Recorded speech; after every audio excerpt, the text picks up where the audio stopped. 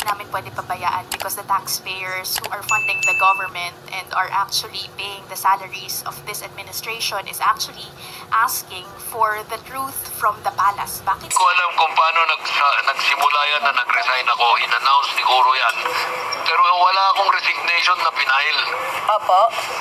Kasi sinabi niya lumabas na basa ko na lang I resign out of delicadeza.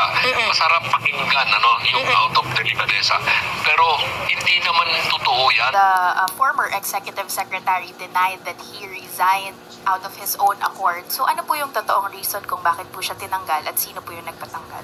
Muli, binanggit na po natin ang ating sagot at sila'y nagkausap na po at sinabi nga po natin, pabayaan na po natin at sila naman po ay nagkausap na. I'm sorry, hindi namin pwede pabayaan because the taxpayers who are funding the government and are actually paying the salaries of this administration is actually asking for the truth from the palace. Bakit po natanggal yung executive secretary at sino po yung nagpatanggal sa kanya?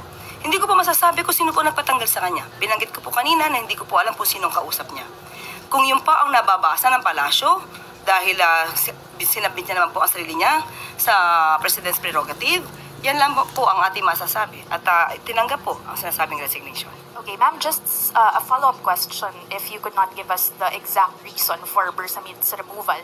The former executive secretary was not the first official who actually experienced this kind of treatment na parang they were caught by surprise with their removal. We saw the removal of Baguio City Mayor Benjamin Magalong from the ICI. Also the removal of former DPWH Secretary Bonoan from his post.